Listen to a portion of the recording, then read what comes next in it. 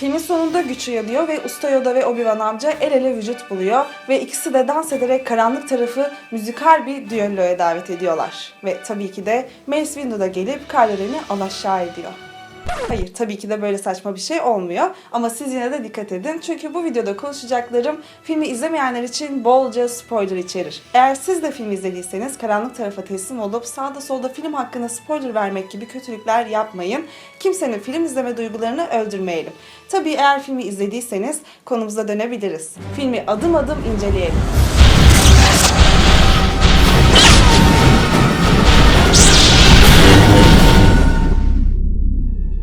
Çok uzak bir galaksiden henüz yeni döndüm arkadaşlar ve filmi gece 12'de izlediğim için şu an biraz yorgun ama nostaljik bir şekilde mutluyum. Fakat içimde engel olamadığım bir öfke de var. Oralara gelmeden önce filme büyük bir heyecanla gittiğimi söylemeliyim. Çünkü daha önce Star Wars serisine yarım yamalak hakimdim ama bu sene 6 filmi tekrar izleyip 4-5-6'yı da geçtiğimiz günlerde ikinci kez izleyince iyice gaza gelmiştim. Zaten eğer çektiğimiz videoyu izlediyseniz siz de görmüşsünüzdür. Ve küçükken yaşayamadığım sinemada Star Wars izleme heyecanını ilk defa yaşadım. Işın kılıcımı yan koltuğa koydum ve bum! Film başladı ve ekranda kayan yazıları takip edip son 30 yılın özetini anlamaya çalıştım. Luke ortalarda yok ve Leia kardeşini arıyor. Bu sırada First Order adlı yeni karanlık taraf hızla büyümüş durumda falan. Zaten bütün salon aylardır yapılan reklamlar yüzünden istemsizce gaza gelmiş bir şekilde yerinde duramaz haldeyken Kylo Ren yanına aldığı trooperlarla şov yapmaya geldi.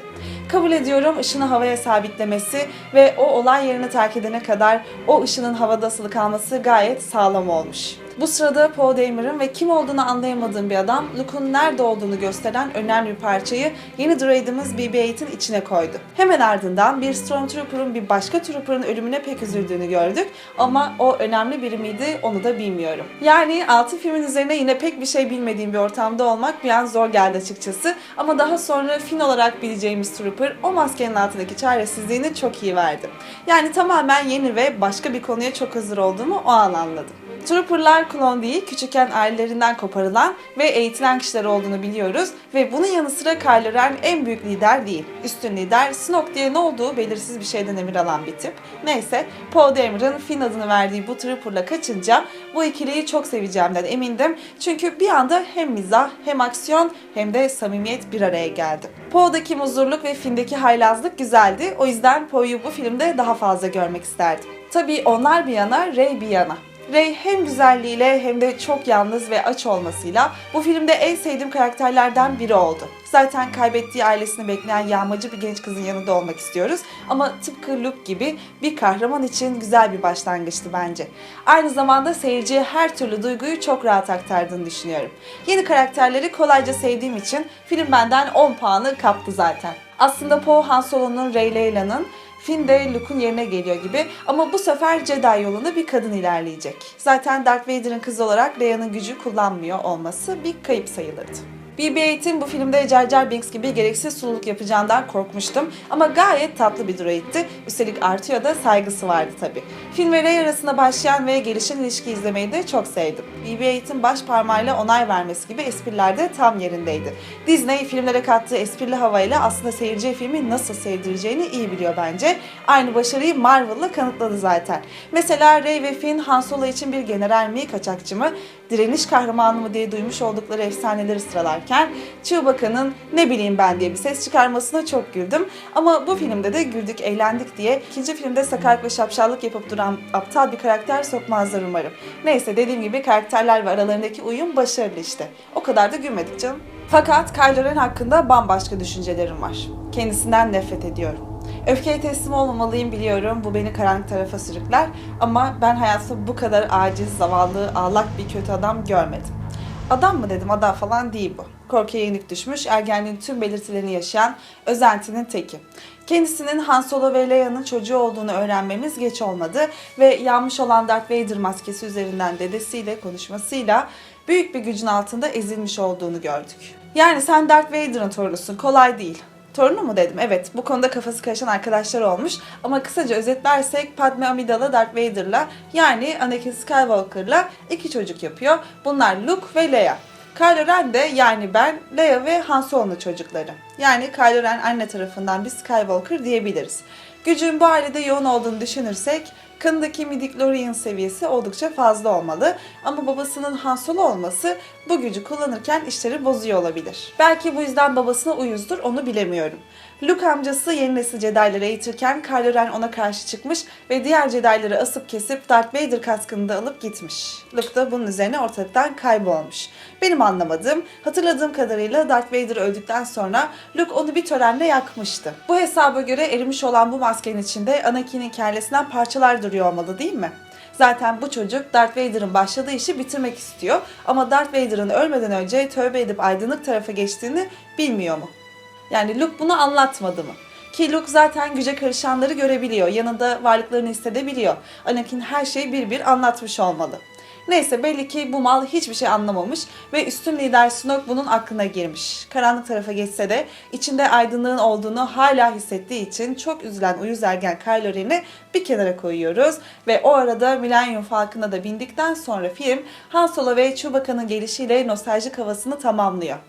Bir yandan acaba Luke nerede, C-3PO nereden çıkar falan diye düşünürken fark ettim ki Han Solo baya bu filmde başrolmüş. Yani rolü gerçekten baya fazlaydı. Sonra Harrison Ford'un bir sonraki 2 filmde de bu kadar fazla görünmeyeceğini düşünüyordum ve hikayeden ne zaman ve nasıl çıkacağı sorusu kafamda belirdi. Neyse bu korku ve şüpheyi bir kenara atmışken Rey karakterini çağıran bir ses duyduk. Luke Skywalker'ın ışın kılıcı onu ayağına kadar çağırdı ve Rey kılıca dokununca ailesinden alıkonulduğu anı, Millennium Falcon'ın uçup gidişini, Luke'un R2-D2 ile takıldığını gördük. Bu noktalarda filmin içindeki gizli öğeleri, hazırladığı konuları ve planları fark ettikçe aslında daha da heyecanlandım. Çünkü bu evrene ait yeni bir merak unsurunun olması çok hoşuma gitti. Tabii Rey kaderinden hızla kaçtı ama o sırada filmin üzerinde pek durmadığı korkunç bir şey gerçekleşti ve yeniden inşa edilen devasa bir Death Star Cumhuriyeti patlattı. Evet, şu yıkmak ve kurtarmak için iki tarafın ortalığı birbirine kattığı Cumhuriyet birkaç ışınla patladı gitti.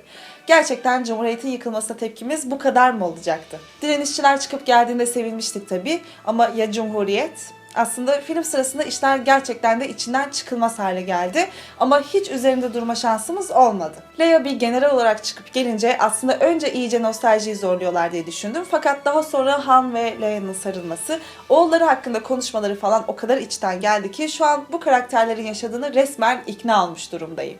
Zaten Han Solo ile ilgili şunu söylemek istiyorum. Harrison Ford 30 yıl önce oynadığı bir karakteri yeniden oynamak için geri gelmemiş. 30 yıl yaşlanmış ve başına birçok olay geçmiş bir karakter vardı ortada. Demek istediğim tamamen aynı, hiç değişmemiş bir Han Solo'yu görmemek çok gerçekçiydi. Hala yaramaz ama daha bilge ve ağırbaşlı olmasıyla onu daha çok sevdik. Ama bu filmi sevdim ama şu an yine bu filmden nefret ediyorum. Tabii ki o malum yerden bahsediyorum. Bir an öyle bir şey oldu ki her şeye olan inancım, tüm keyfim ve bütün ilgim kayboldu. Sanki koca seri bir seri benim için bir anda bitti gitti. Tamam, kabul ediyorum. Köprü sahnesi harikaydı, mekan çok iyiydi. Chewbacca'nın orada oluşu, Rey ve Finn'in balkondan izleyişi ve Han Solo'nun oğluyla o köprüde karşılaşması da harikaydı.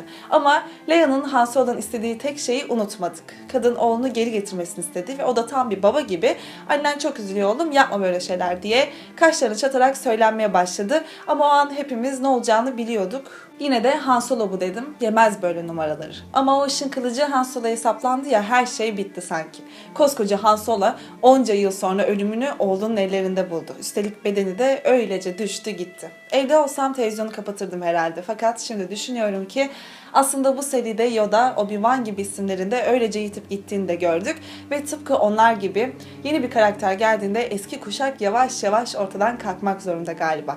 Ama Han Solo çok acımasız bir seçim bence. İşte bu yüzden Kylo Ren'in Darth Vader'dan çok büyük bir farkı var. Çünkü Darth Vader'ı seviyoruz. O sevdiği kadını kurtarmak için karanlık tarafa geçmiş. Palpatine oğluna saldırdığında "Oğlum lan o benim, hayvan herif" diyerek imparatoru alıp balkondan atmış bir adam. Kylo Ren ise korkaklığı ve kendine güvensizliğinden sırf karanlık tarafa daha da yaklaşmak için babasını öldürmüş, dengesiz biri olarak kaldı akıllarda.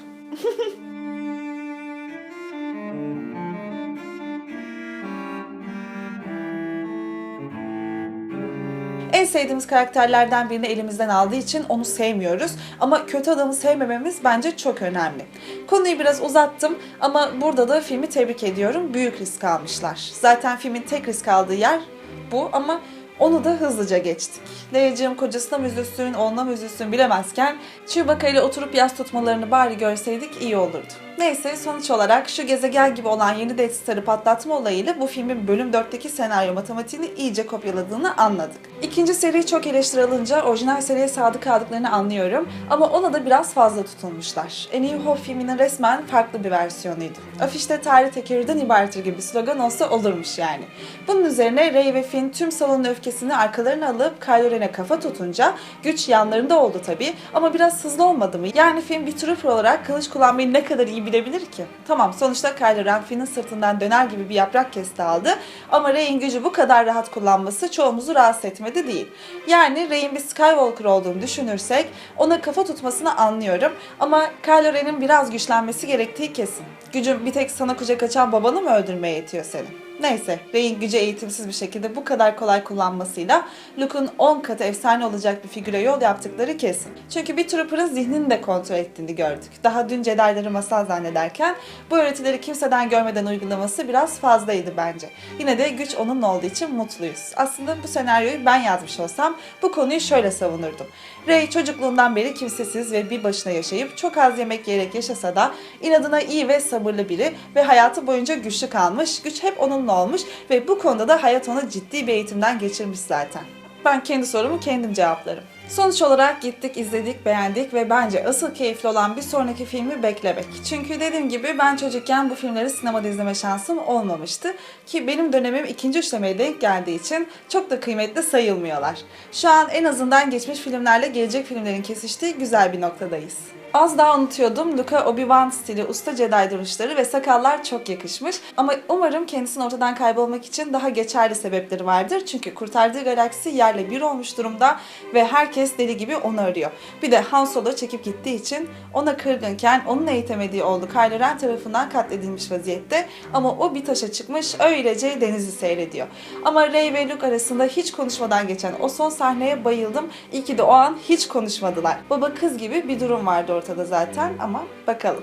Bunun yanı sıra filmin en güzel yanı bence özellikle bölüm 2'de iyice göze çarpan yapaylığın olmamasıydı. Bilgisayar efektleriyle dolu dijital bir film olmamış. Tüm patlamalar, çatlamalar gerçekti. Mekanlar, kostümler, yeni alet edevatlar falan hep büyük emek içeriyordu.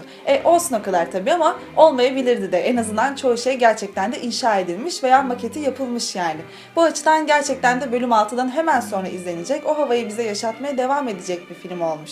Müzikler yine harika, çekimler gayet hoş ve J.J. Abrams savaş sahnelerinde iyice coşmuş. Poe Dameron'ın pilotluğunu da çok iyi yansıtmış. Peki yine de film harika mıydı? Biz aslında harika olan seriyi izledik zaten. Harika bir şey beklemiyordum. Bu filmin orijinal seriye yakışması önemliydi bence. Bazı gereksiz sahneler uzun, bazı önemli yerler hızlı geçti gibi geldi bana ama kesinlikle serinin içinde parlayan filmlerden olmuş.